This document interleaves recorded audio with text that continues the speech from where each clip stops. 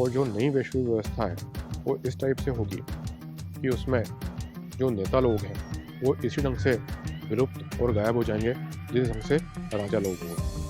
तो आने वाले समय में ब्यूरोक्रेसी भी पूरी तरह से हट जाएगी। आर्टिफिशियल इंटेलिजेंस और आर्टिफिशियल जो रोबोट्स होंगे वो उसकी जगह ले लेंगे। लेकिन ये सिर्फ आपका भ्रम है और इससे ज़्यादा कुछ भी नहीं। आपकी कोई हैसियत नहीं है, आपकी कोई औकात नहीं है कि आप कहीं पर भी सरकार बना पाए या सरकार गिरा पाए। और मीडिया का सिर्फ इतना काम है आपका माइंड वॉश, कि यह आपकी आंखें खोल देगा। आप जिस भ्रम में रह रहे हैं उस भ्रम को हटा देगा और आपको वास्तविकता में लाएगा। ये हुआ कि जो पावरफुल लोग हैं वो कानून के जाल में फंस ही नहीं सकती। जो क्रांति होती है अलग अलग, जैसे अन्ना हजारे की हुई, जैसे गांधी जी के समय हुई थी क्रांति, या फिर रशिया में जो क्रांति हुई, वो भी सब मीडिया के द्वारा स्पॉन्सर्ड है। कि विश्व कैसे धीरे धीरे परिवर्तित हो गया और लोगों को पता भी नहीं चला कि खरबूजे को देखकर रंग बदलता है। जो बड़े बड़े अर्थशास्त्री हैं उनको भी ये कानून ढंग से समझ में नहीं आया, लेकिन ये कानून संसद से पास हो जाता है, लागू भी हो जाता है और जनता के ऊपर इम्प्लीमेंट भी हो जाता है। कमाल है। और justice delayed is justice denied. अगर किसी व्यक्ति को न्याय 20 साल बाद, 25 साल बाद, 30 साल बाद, 40, 50 या 60 साल बाद मिल रहा है तो उस न्याय का क्या अर्थ रह जाता है। आगे बढ़ने से पहले चैनल को लाइक और सब्सक्राइब करना आपके लिए लाभप्रद होगा। नमस्कार। मैंने आपसे अपने पिछले संदेश में चर्चा की थी कि किस प्रकार से पूरे विश्व में धीरे धीरे राजा लोग विलुप्त होते चले गए और उनकी जगह लोकतंत्र ने ले ली। और ये एकदम सिस्टमेटिकली हुआ। इसकी शुरुआत यूरोप से हुई और धीरे धीरे ये संपूर्ण विश्व में ये प्रणाली फैलती चली गई। इस प्रणाली को नई वैश्विक व्यवस्था यानी न्यू वर्ल्ड ऑर्डर भी बोलते हैं। और ये जो न्यू वर्ल्ड ऑर्डर है अब ये पुराना हो चुका है, क्योंकि पूरे विश्व में सब जगह लोकतंत्र की स्थापना हो चुकी है। अब पुनः एक नई व्यवस्था आने वाली है जिसका डिस्कशन मैं इस संदेश के अंत में करूँगा।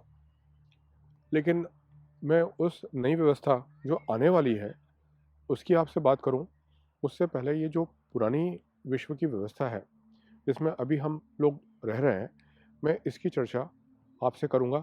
तब जाके आपको नई वैश्विक व्यवस्था समझ में आएगी।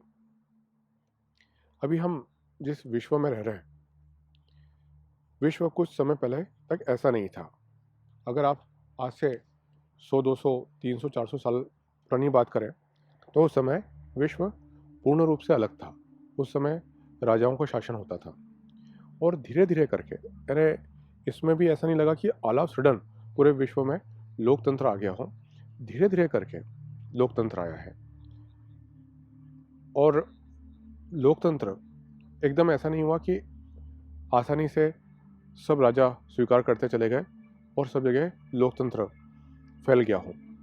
उसमें कुछ सिस्टमेटिकली चीज़ें थी जिसको मैं कभी और डिस्कस करूंगा। लेकिन अभी हम जिस व्यवस्था में रह रहे हैं मैं उसकी चर्चा करना चाह रहा हूं। इसकी चर्चा शुरू करूं उससे पहले मैं आपको कुछ याद दिला दूं। एक गुप्त संस्था थी जिसका नाम इल्यूमिनाटी था। उसका एक लोगो था। उस के लोगो में गीज़ा के पिरामिड वाला एक पिरामिड था और उस पिरामिड के बीचों बीच एक आँख बनी हुई थी।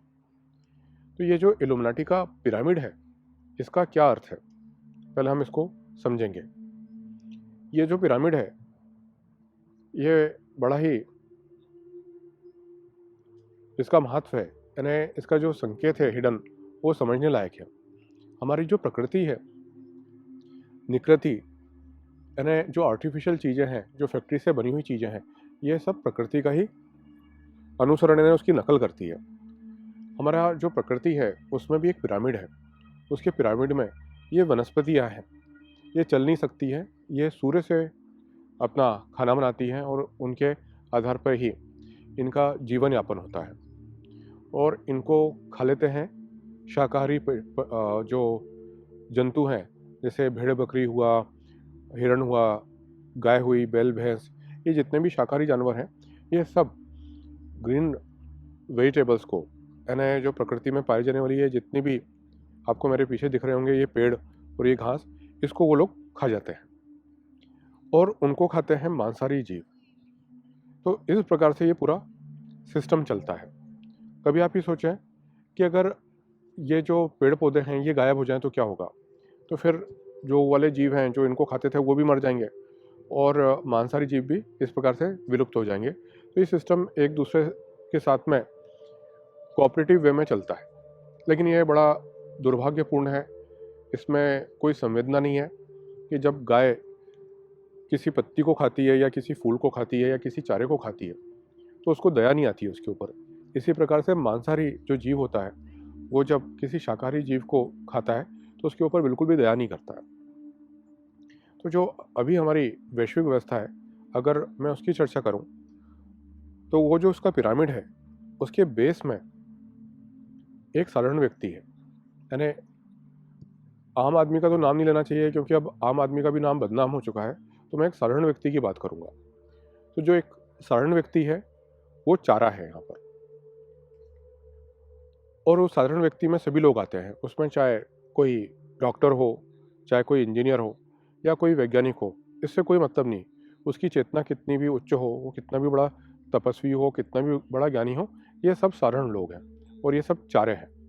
जो इससे ऊपर आता है हिरार्ची में, वो आते हैं लोकतंत्र के 4 पिलर हैं। उसमें एक मीडिया है जो हमको ऐसा आभास होता है कि जैसे वो सबसे कमज़ोर है या उसका कोई महत्व नहीं है, लेकिन अभी मैं बताऊंगा कि उसका कितना महत्व है। फिर दूसरा आता है जुडिशरी, तीसरा आता है एडमिनिस्ट्रेशन यानी प्रशासन, और नंबर चौथा आता है जो पॉलिटिकल सिस्टम है जिसमें एमएलए एमपी होते हैं, जो पार्लियामेंट हैं, जो असेंबलीज हैं अलग अलग, ये सब उसके अंतर्गत आती है। और लोकतंत्र इसी चारों पिलर पर खड़ा हुआ है। आपको ऐसा लगता है, आपके अहंकार की संतुष्टि के लिए आप सोचते हैं कि आप वोट डालते हैं और आप सरकार या एमएलए एमपी चुनते हैं, लेकिन ये सिर्फ आपका भ्रम है और इससे ज़्यादा कुछ भी नहीं। आपकी कोई हैसियत नहीं है, आपकी कोई औकात नहीं है कि आप कहीं पर भी सरकार बना पाए या सरकार गिरा पाए। जैसे जैसे मैं अभी डिस्कशन में आगे बढ़ूंगा वैसे वैसे आपको समझ में आता जाएगा कि आप कितने बड़े भ्रम में जी रहे हैं। तो मैं इसमें सबसे पहले ये बताता हूँ कि किस ढंग से लोकतंत्र को डील किया जाता है। इसमें जो सबसे बड़ी जो भूमिका है वो मीडिया की है। हम इन चारों स्तंभों को डील करें, लेकिन उससे पहले मैं आपको ये बता दूं कि ये जो चारों स्तंभ है इनके ऊपर भी लोग हैं, और वो हैं इंडस्ट्रियलिस्ट लोग, और उनसे ऊपर है बैंकिंग सिस्टम, और इस पिरामिड के शीर्ष पर कली बैठा हुआ है। तो मैं इस चीज़ को डिस्क्राइब करूँगा, आप इस चीज़ को ध्यानपूर्वक सुनें क्योंकि यह आपकी आंखें खोल देगा। आप जिस भ्रम में रह रहे हैं उस भ्रम को हटा देगा और आपको वास्तविकता में लाएगा। आप ये सोचते हैं कि आप सरकार चुनते हैं, ये आपका बिल्कुल बहुत बड़ा भ्रम है। आप न तो इतनी क्षमता रखते हैं कि किसी सरकार को, किसी एमएलए एमपी को चुन पाए, और ना आपकी ये क्षमता है कि आप उसको हटा पाए। ये इस सिस्टम का एक बहुत बड़ा सच है, और आप इस भ्रम में रहते हैं कि हाँ, क्योंकि हर व्यक्ति के अंदर अहंकार है तो उसकी अहंकार की संतुष्टि होती है कि मैं कुछ कर सकता हूँ, मैं कुछ चूज़ कर सकता हूँ, लेकिन ऐसा कुछ भी नहीं है। जैसे जैसे आप मेरा ये वार्तालाप सुनेंगे आगे तो आपको समझ में आने लगेगा कि आप एक भ्रम में जी रहे हैं। तो इसमें अगर हम आगे बढ़ें तो सबसे पहला ये जो चारों पिलर हैं लोकतंत्र के, उसमें है मीडिया। और मीडिया के जरिए आपको बेवकूफ़ बनाया जाता है, आपको हिप्नोटाइज किया जाता है, आपका माइंड वॉश किया जाता है, और आपका एक ओपिनियन तैयार किया जाता है। ये जो इंडस्ट्रियलाइजेशन है और साथ में जो ये सिस्टम है पॉलिटिक्स का, ये पूरा का पूरा मीडिया पे डिपेंडेंट है। इसके जो मीडिया के हैं इसके भी कई आयाम हैं। मैं ये जो चर्चा कर रहा हूँ, मैं कभी कभी ये सोचता हूँ कि मैं ये सब चीज़ें आपको कैसे समझा पाऊँ, क्योंकि जब मैं एक टॉपिक शुरू करता हूँ तो वो अपने एक विषय के बराबर होती है, और जब उसमें डीप में चले जाता हूँ मैं, तो फिर जो आपको जिस चीज़ को समझाना था वो चीज़ छूट जाती है। और इसलिए इस चीज़ को समझाना छोटी मोटी बात नहीं है, काफ़ी बड़ी बात है। इसलिए आप धैर्यपूर्वक इसको सुने, ढंग से सुने। तो जो मीडिया है उसके ज़रिए आपका माइंड वॉश किया जाता है। ये माइंड कंट्रोल की एक टेक्निक है जिसके ज़रिए लोगों को एक भेड़ चाल में लाया जाता है। इंडस्ट्री भी मीडिया के ऊपर डिपेंडेंट है और पॉलिटिक्स भी मीडिया के ऊपर डिपेंडेंट है। जैसे ही पूरे विश्व में प्रजातंत्र यानी डेमोक्रेसी आई, उसके साथ में एक नई चीज़ आई और वो आई मीडिया। मीडिया का अस्तित्व इससे पहले नहीं था और जैसे ही प्रजातंत्र आया तो उसके साथ में मीडिया भी आ गई और मीडिया का सिर्फ इतना काम है आपका माइंड वॉश करना। और मीडिया के कई सारे आयाम हैं। एक आयाम है कि उसका फिल्म और आजकल सोशल मीडिया है, उसके ज़रिए आपकी मेंटलिटी प्रिपेयर करना। ठीक है, अगर चर्चा करें तो तरह तरह के अलग अलग कंपनी होती है, उनकी अलग अलग ड्रेसेस होती है। उन कंपनी का नाम लेने का कोई मतलब नहीं, क्योंकि वो कंपनी इंपॉर्टेंट नहीं है, क्योंकि ये मॉडल इंपॉर्टेंट है। क्योंकि कंपनी तो आएंगी और जाएंगी और वो कंपनी का ड्रेस पहनकर कोई खड़ा हो गया तो बस आप भी चले, आपने उसी प्रकार के कपड़े खरीदना शुरू कर दिए। ये पूरी इंडस्ट्री है जिसमें लड़कियां कैटवॉक करते हुए आती है और अलग अलग टाइप की टीवी चल रही है इसके ऊपर।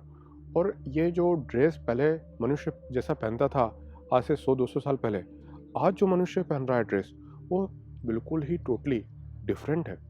और ऐसा कैसे हो गया कि पूरे विश्व में, चाहे वो अमेरिका हो, चाहे उधर चाइना हो, चाहे इधर जापान हो, चाहे इंडिया हो, विश्व में सभी लोग एक जैसे कपड़े पहनने लगे। पहले हर जगह पर लोग अलग अलग कपड़े पहनते थे और आज पूरे विश्व में हम देखते हैं लोग एक जैसे कपड़े पहनने लगे। क्यों? क्योंकि उनका मीडिया के जरिए माइंड वॉश किया गया। उदाहरण के लिए, जिस रंग के कपड़े मॉडल पहन के कैटवॉक करती है, उस ढंग के कपड़े आज से कुछ सालों पहले अगर हम बोलें, कोई लड़की की पहनने की हिम्मत ही नहीं होगी। क्योंकि समाज में जब लड़की को इस टाइप से लोग देखेंगे तो उसको इतनी शर्म आएगी कि वो उस कपड़ों को पहन ही नहीं पाएगी। तो क्या होता है कि सबसे पहले ये मॉडल्स के जरिए अलग अलग टीवी पर उसको दिखाया जाता है, पेपर में उसके फ़ोटो छपते हैं, मैगजीन्स में उनकी फ़ोटो छपती है। और मैगजीन्स में कुछ भी नहीं होता है, ना तो कोई ज्ञान की बात होती है, ना कुछ होता है, उसमें बस फ़ोटो होते हैं और फ़ोटो के जरिए व्यक्ति हिप्नोटाइज होता है। और धीरे धीरे जब इस चीज़ को समाज की अपर लेयर, यानी जो बेहद शक्तिशाली लोग हैं, उनके परिवारों की लड़कियां, लड़के उन चीज़ों को जब पहनने लगते हैं तो उनके देखा देखी जो छोटे स्तर पर लोग हैं, जो उनके अधीन काम करते हैं या उनसे मिलते जुलते रहते हैं, वो भी इस चीज़ का प्रचलन शुरू करते हैं और धीरे धीरे ये चीज़ जाकर समाज के जो निचले तबके के लोग हैं उन तक ये पहुंच जाती है।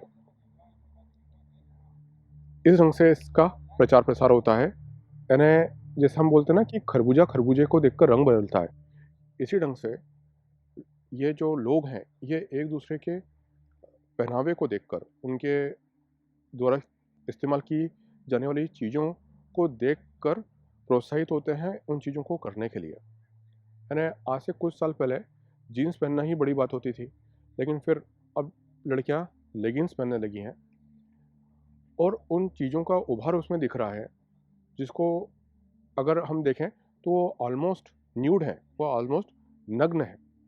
यानी आज कली ने पूरे विश्व की जितनी भी स्त्री हैं और लड़कियां हैं उनको लगभग नग्न कर दिया है। और ऐसा क्यों हुआ? क्योंकि जब एक लड़की ने देखा कि दूसरी लड़की भी इस टाइप के ड्रेस पहन के घूम रही है तो उसको ईर्ष्या हुई उससे, कि अगर ये इस टाइप से कपड़े पहनेंगी और मेरे पास में जो चीज़ें हैं उससे भी ज़्यादा सुंदर हैं, तो लड़के मेरे प्रति अट्रैक्ट नहीं होंगे, क्योंकि लड़के तो उस चीज़ को देख रहे हैं तो उसकी तरफ अट्रैक्ट होंगे।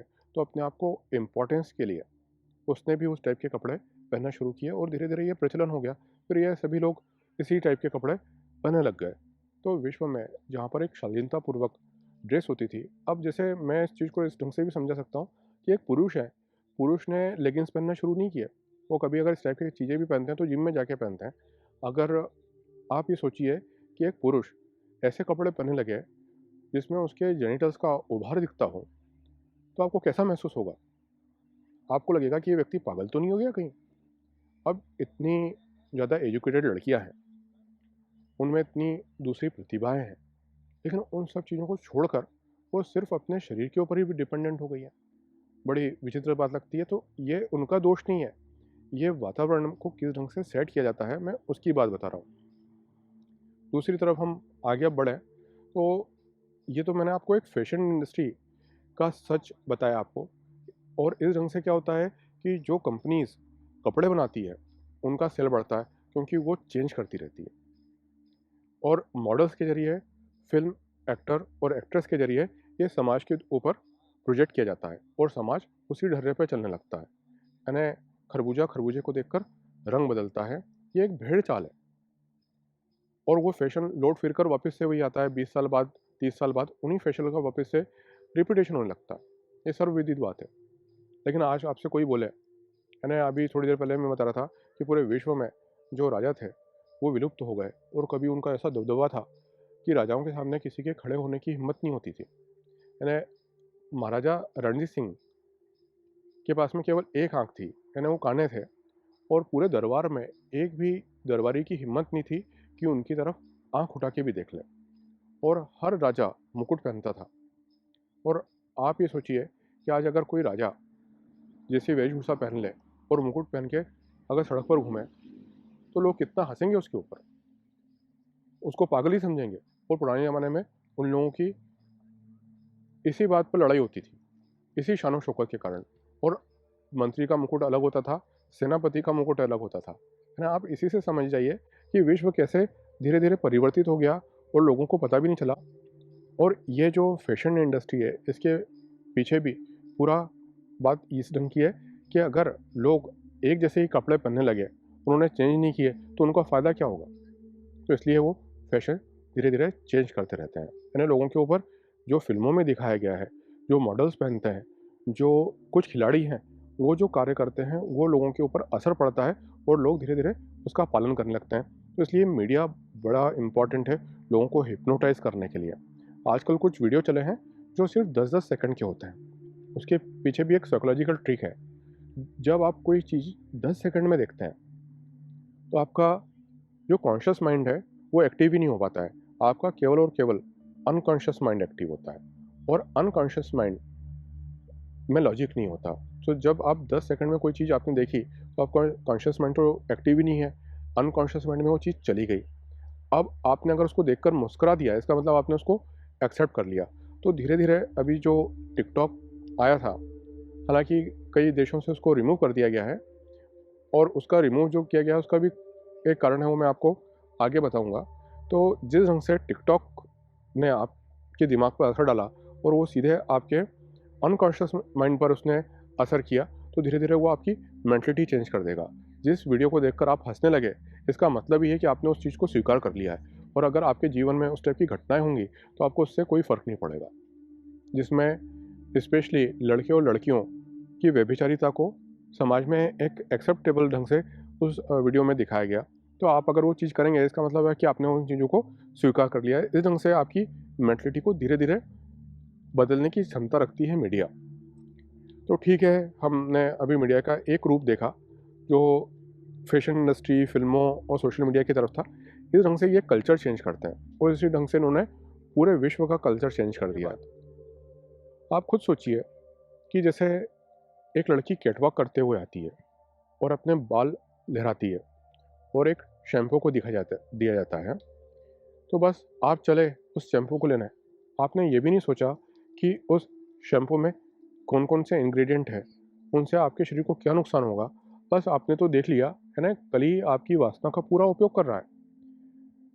जिस ढंग से आपने शैम्पू को ले लिया, उसी ढंग से आप कोल्ड ड्रिंक को ले लेंगे। उसमें कोई जो क्रिकेट प्लेयर होगा या दूसरा कोई खिलाड़ी होगा जो आपका पसंदीदा एक्टर होगा, उसको दिखा दिया किसी भी ड्रिंक को, चाहे वो कोल्ड ड्रिंक हो चाहे कोई दूसरा ड्रिंक हो, वो पीते हुए, और आप गए, आपने उस ड्रिंक को, उस कोल्ड ड्रिंक को खरीद लिया, उसको पीने लगे।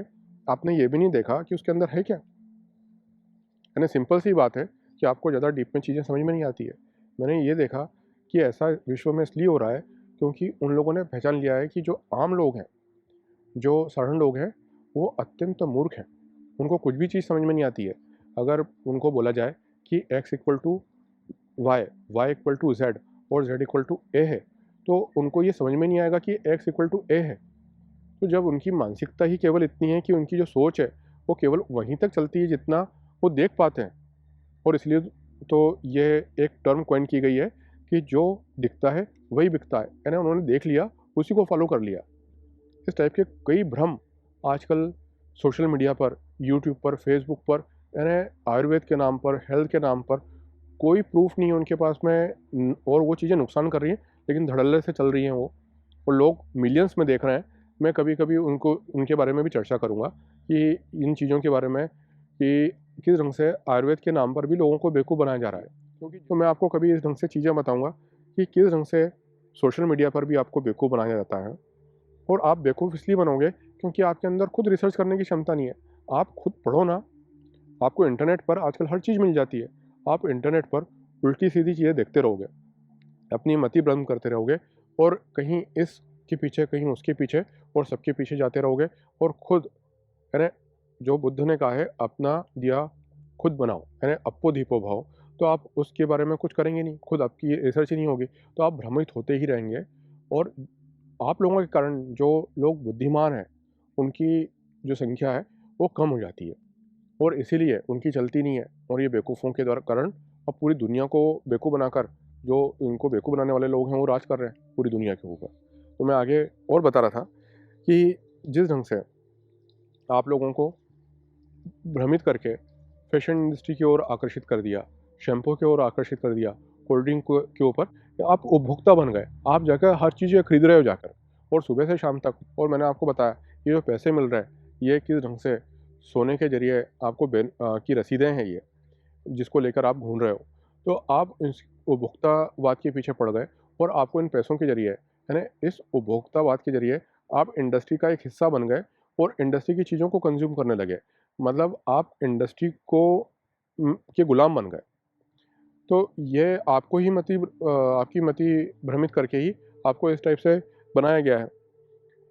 अब हम अगर आगे बात करें, तो जिस ढंग से आपने कोल्ड ड्रिंक चूज़ कर ली, जिस ढंग से आपने फैशनेबल कपड़े चूज़ कर लिए है, जिस ढंग से आपने शैम्पू चूज़ कर लिया, उसी ढंग से आप अपने ऊपर राज करने वाले लोगों को भी चूज़ कर लेते हैं। राजनीतिक पार्टियों को भी चूज़ कर लेते हैं।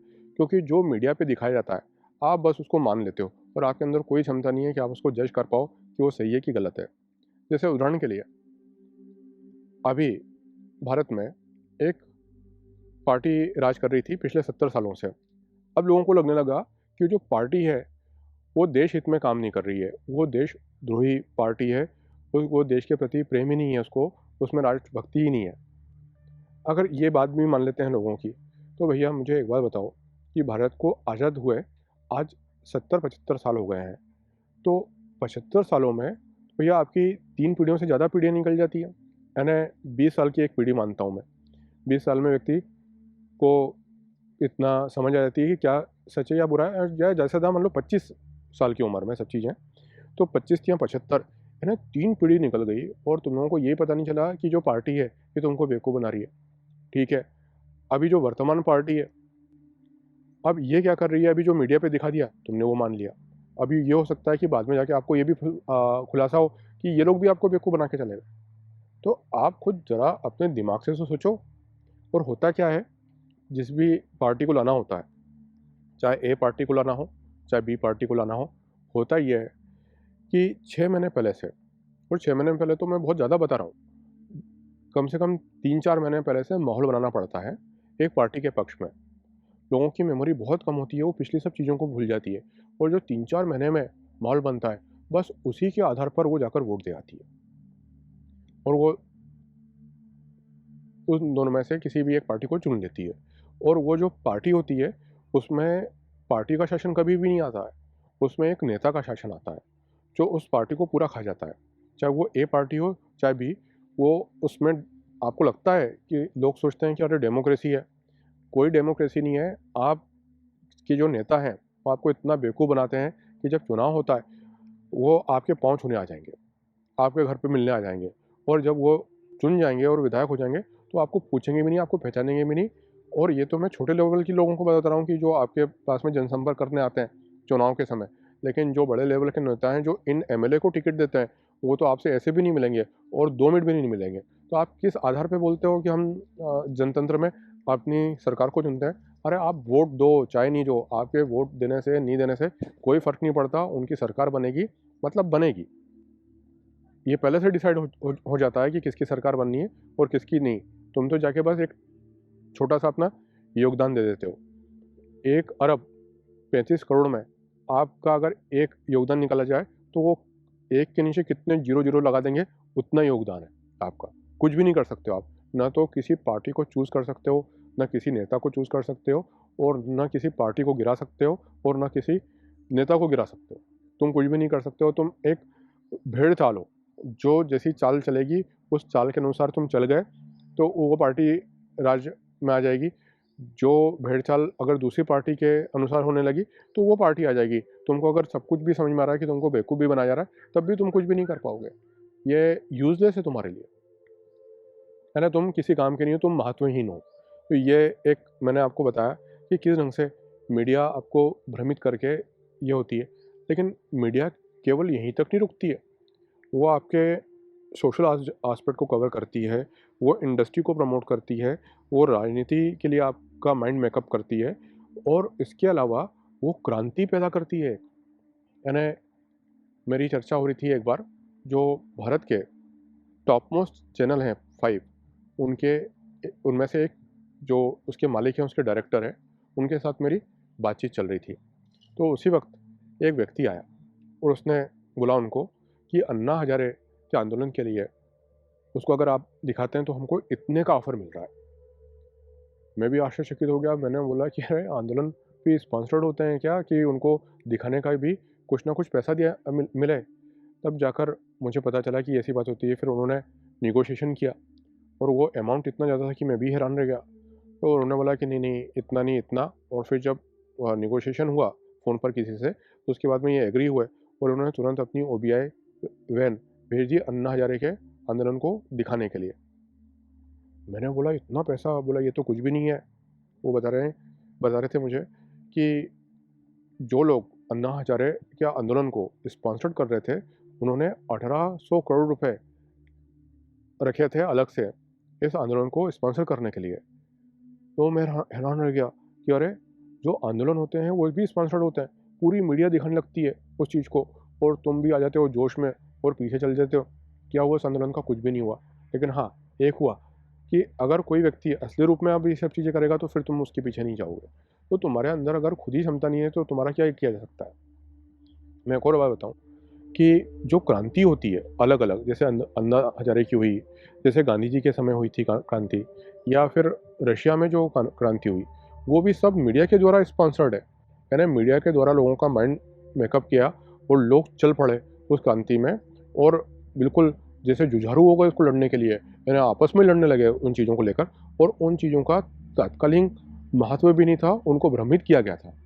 और उस भ्रम के में आकर ही पूरे देश में क्रांति आई और सत्ताएं परिवर्तित हो गई, और उनको पता भी नहीं चला। ये मीडिया का जाल इस ढंग से है। मैं अगर और आगे चर्चा करूं तो हम जुडिशरी की बात करें, तो जुडिशरी का तो कहना ही क्या। मैं आपको इस ढंग से इस चीज़ को एक्सपोज कर सकता हूं कि भारत में एक एक्टर है, वो किसी हिरण को मार देता है लेकिन खुला घूमता है, और हिरण को मार दे वो भी ठीक है, वो सड़क पर सोए हुए, फुटपाथ पर सोए हुए लोगों को कुचल के निकल जाता है अपनी गाड़ी से। वो मर जाते हैं लोग गरीब, और उसके ऊपर कोई असर नहीं पड़ता। वो बिंदास घूमता है, फिल्में करता है। आप इसी से समझ जाओ कि कानून क्या है। और ऐसा बोलते हैं कि कानून सर्वोपरि और सबके लिए एक है। तो यह मेरे को बता दो कि वो एक्टर कैसे घूम रहा है इतना बुलंद होकर। और मेरी उस एक्टर से कोई ना तो पर्सनल दोस्ती है ना दुश्मनी है। मैं तो एक उदाहरण बता रहा हूँ। ऐसे और भी लोग होंगे जिनको आप खुद ऑब्जर्व कर सकते हो कि इतने बड़े बड़े क्राइम करके बिल्कुल मज़े से घूम रहे हैं। तो ये जो कानून है इसको हैक किया जा सकता है। और पश्चिम के एक दार्शनिक ने कहा है कि कानून एक ऐसा जाल है जिसमें चूहे फंस सकते हैं लेकिन शेर नहीं। इसका अर्थ ये हुआ कि जो पावरफुल लोग हैं वो कानून के जाल में फंस ही नहीं सकते। तो अगर आपके पास में पैसा है, आपके पास में रुतबा है, और यदि आपके पास में बड़े बड़े कॉन्ट्रैक्ट हैं, तो आप कुछ भी क्राइम करें और आपको कानून के गुप्त रास्ते के तहत बचा लिया जाएगा। यानी आपकी जो डेट होगी, उस पे तारीख, वो बढ़ा दी जाएगी, आपको ज़मानत दे दी जाएगी, आपको जो सबूत हैं आपके खिलाफ, उन सबूतों को धीरे धीरे मिटा दिया जाएगा। और एक जब कोर्ट में आपके खिलाफ फैसला आ जाएगा तो आपको चुनौती देने के लिए दूसरा कोर्ट भी मिल जाएगा, फिर तीसरा कोर्ट भी मिल जाएगा, और उसमें इतना समय लगेगा कि आपकी ज़िंदगी निकल जाएगी। और justice delayed is justice denied. अगर किसी व्यक्ति को न्याय 20 साल बाद, 25 साल बाद, 30 साल बाद, 40, 50 या 60 साल बाद मिल रहा है, तो उस न्याय का क्या अर्थ रह जाता है? और आपको लगता है कि जुडिशरी का जो सिस्टम है वो बहुत वेल फंक्शनड है? कुछ भी वेल फंक्शन नहीं है। जिस ढंग से ऊपर के लोग, जो पावरफुल लोग हैं, वो जुडिशरी को कंट्रोल करना चाहते हैं, उस ढंग से जुडिशरी के लूप होल्स निकाल कर वो उसको अपने फेवर में कर देते हैं। यानी जस्टिस एक साधारण व्यक्ति के लिए नहीं है। जस्टिस लेने के लिए भी आपको पावरफुल बनना पड़ेगा। और जिस ढंग से अपराधी लोग इस सिस्टम से बच जाते हैं, उसी ढंग से दुश्मनी के तहत, किसी षड्यंत्र के तहत कितने निर्दोष लोग अभी भी जेल में पड़े होंगे और उनकी जमानत भी नहीं हुई होगी, और हो सकता है कई लोग तो जेल में पड़े पड़े मर गए होंगे। ये सिस्टम है, आप बताइए। अगर हम इससे आगे और चर्चा करें तो हम प्रशासनिक व्यवस्था की बात करते हैं, यानी ब्यूरोक्रेट्स की। तो इस पर मैं इसलिए ज़्यादा चर्चा नहीं करूँगा क्योंकि जो ब्यूरोक्रेट्स हैं वो खुद दो चीज़ों के अधीन है। वो एक तो पॉलिटिशियंस के अधीन है, और जो दूसरा है वो जुडिशरी के अधीन है। तो वो बेचारे अपना काम करते रहते हैं इनके निर्देशों के ऊपर। ये अपनी पोस्टिंग के लिए और ट्रांसफ़र के लिए ये कुछ भी कर सकता है, और इसलिए ये नेता के बिल्कुल चमचे चेले बनकर होते हैं। जो निर्देश आ जाता है ऊपर से, उस निर्देश को ये जनता के ऊपर लाद देते हैं अपने डंडे पर। अगर इनसे जो नेता बोले कि ये चीज़ तुमको लोगों के बीच में इम्प्लीमेंट करवानी है, तो वो चीज़ वो इम्प्लीमेंट करवाने लगते हैं। इसके बाद में हम अगर और आगे बढ़ें और अगर हम चर्चा करें तो पॉलिटिकल सिस्टम की बात करते हैं। तो मैंने आपको जैसे बता दिया कि मीडिया के माध्यम से आपका माइंड वॉश करके आपको ये बताया जाता है कि आपको इस पार्टी को वोट देना है, तो आप उस पार्टी को वोट दे देते हैं। लेकिन ये मामला केवल यहीं तक नहीं है। बात ये होती है कि जो नेता है वो क्या बोलता है, ये आप उसको कभी मत सुने। वो क्या कानून बनाता है, वो कानून उसने आपके फेवर में बनाए हैं या नहीं बनाए हैं, ये सबसे इम्पोर्टेंट है। क्योंकि हम कभी हमेशा ये देखते हैं कि वो आके क्या बोल के गया। अरे नहीं, आप ही देखो, क्योंकि वो नेता तो कल हट जाएगा। उसने कौन से ऐसे कानून बनाए हैं जो आपके फेवर में। और जीएसटी के कानून को देखकर मुझे ऐसा लगता नहीं है कि ये जो नेता लोग हैं, जिनमें अपराधी, अनपढ़ और जिनके ऊपर कई सारे मुकदमे चल रहे हैं और भ्रष्ट, ये जो नेता हैं, इनको वो पढ़कर समझ भी आया हो जीएसटी का कानून। ये जीएसटी का जी भी नहीं जानते होंगे, लेकिन पूरे संसद से वो पास हो जाता है। पक्ष भी उसका समर्थन देता है, विपक्ष भी उसका समर्थन देता है। और विपक्ष तो ये भी बोलता है कि जो जीएसटी का कानून है, ये कानून तो जो अभी सत्ता वाली पार्टी है उसको अच्छे ढंग से इम्प्लीमेंट नहीं करवा पा रही है। अगर यदि हम लोग होते तो हम लोग ज़्यादा अच्छी ढंग से करवाते। मतलब वो कानून सही है कि गलत है, इस बारे में तो चर्चा ही नहीं हो रही है। चर्चा इस बात पे हो रही है कि हम कितनी अच्छी ढंग से उसको इम्प्लीमेंट करवा पाएँ। इसका ये मतलब है कि जिन लोगों के निर्देश पर ये कानून बना है, यानी आपने ये देखा होगा कि ये पोथा है पूरा। यानी इस कानून को नेता तो क्या, बड़े-बड़े सीए, बड़े-बड़े आईआरएस, यानी इंडियन रेवेन्यू सर्विस वाले जो ऑफिसर्स हैं, जो आईएएस ग्रेड के होते हैं, वो लोग भी इसको समझ में नहीं पाए हैं। जो बड़े-बड़े अर्थशास्त्री हैं, उनको भी ये कानून ढंग से समझ में नहीं आया। लेकिन ये कानून संसद से पास हो जाता है, लागू भी हो जाता है और जनता के ऊपर इम्प्लीमेंट भी हो जाता है। कमाल है। और पक्ष भी इसके पक्ष में है और विपक्ष भी इसके पक्ष में है, और दोनों ही इसको इम्प्लीमेंट करवाना चाहते हैं, और विपक्ष इसको और अच्छी ढंग से इम्प्लीमेंट करवाना चाहता है। गजब और कमाल की बात है ये। तो इसका ये मतलब है कि कहीं से निर्देश आते हैं कि इस टाइप का कानून अब आपको बनाना है। तो मुझे तो कभी कभी ये लगता है कि जो कानून पुराने समय में बन गए हैं, अंग्रेज़ों के समय, वही बने हैं। अगर उनको कोई छेड़छाड़ की गई तो वो बर्दाश्त नहीं करेंगे जो ऊपर बैठे हुए लोग हैं, और वहाँ से निर्देश आ जाते हैं कि हाँ, आप इस कानून को स्क्रैप कर सकते हैं और ये नया कानून बना सकते हैं, तभी नए कानून यानी अमेंडमेंट होते हैं, अदरवाइज़ नहीं होते। ऐसा मुझे कभी-कभी प्रतीत होता है। तो ये जो पूरी आपने व्यवस्था देखी, ये पूरी व्यवस्था में हैक है। और ये जो प्रशासन है, आपको लगता है कि ये जो राष्ट्राध्यक्ष हैं, मतलब मैं भारत की बात नहीं कर रहा हूँ, पूरे विश्व की बात कर रहा हूँ, ये बड़े मजबूत हैं। ये कुछ भी नहीं है, क्योंकि जो इनकी हिरार्ची है, इसके ऊपर आते हैं इंडस्ट्रियलिस्ट। जब मैं आपसे इंडस्ट्रियलिस्ट की बात करूँगा, तो आपको लगेगा कि मैं अडानी और अंबानी की बात करूँगा। लेकिन मैं जिन लोगों की बात कर रहा हूँ, वो अडानी और अंबानी उनके सामने कुछ भी नहीं लगते। क्योंकि भारत की जीडीपी में अडानी और अंबानी का जो परसेंटेज है, वो कुछ मिलाकर 5% है। और जिन लोगों की मैं चर्चा कर रहा हूँ, इन लोगों का भारत में इन्फ्लुएंस 80-85% से भी ज़्यादा है। और ये अडानी अंबानी से कई गुना ज़्यादा प्रभाव रखते हैं। और इनसे मिलने के लिए, मतलब भारत के अलावा भी जितने भी राष्ट्र के प्रमुख हैं, वो तरसते हैं। क्योंकि यही मीडिया को, यही इंडस्ट्री को कंट्रोल करते हैं, यही बैंकिंग सिस्टम को इन्फ्लुएंस करते हैं किसी राष्ट्र में। आज जो हमारी व्यवस्था है, वो इंडस्ट्रियलाइजेशन ही है, और इंडस्ट्रियलाइजेशन के अतिरिक्त कुछ भी नहीं है। मैं पहले भी बता चुका हूँ, यदि आप इंडस्ट्री से आई हुई सभी चीज़ों का त्याग कर दें, तो पूरे विश्व की अर्थव्यवस्था कोलैप्स हो जाएगी। है ना? ये जो जितना भी आप देख रहे हैं, जिस व्यवस्था में आप रह रहे हैं, वो सब इंडस्ट्री पर आधारित है। और इंडस्ट्री हमारे वातावरण को दूषित कर रही है लगातार और लगातार। और हमारे पास में इसके अल्टरनेटिव तरीके भी हो सकते हैं, क्योंकि आज मनुष्य इतना बुद्धिमान हो चुका है, लेकिन उसको वो लोग अपनाना नहीं चाहते। इससे अगर हम आगे बात करें, तो वो होता है बैंकिंग सिस्टम। बैंकिंग सिस्टम में क्या बताऊँ आपको, ये जितनी भी चीज़ें हैं, ये अपने आप में इतनी कॉम्प्लेक्स और इतनी बड़ी है कि अगर मैं उसकी चर्चा करूँ, तो वो एक पूरा विषय है।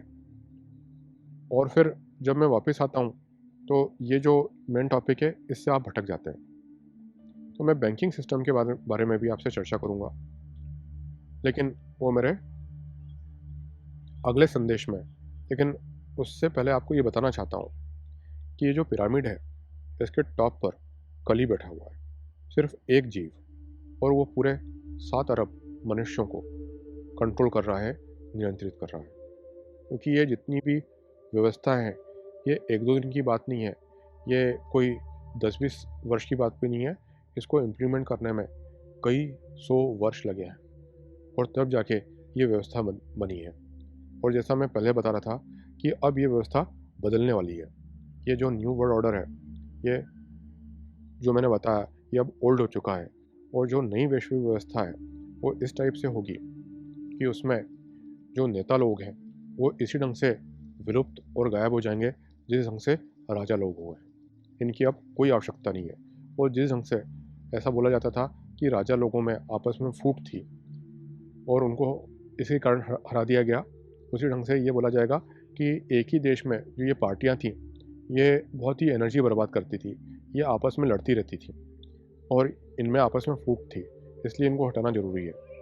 और एक माने से देखा जाए तो ये सही भी है कि तुम ऐसा सिस्टम बनाओ ना कि पूरी सब पार्टी एक हो जाए, और एक ये जो फेक नैरेटिव हैं एक दूसरे के, जो बिना मतलब के खड़े किए गए हैं, इनको सब अलग हटकर एक पूरी दुनिया, जो पूरे देश में एक चीज़ है, वो सब आपस में कोऑपरेटिव वे में काम करें।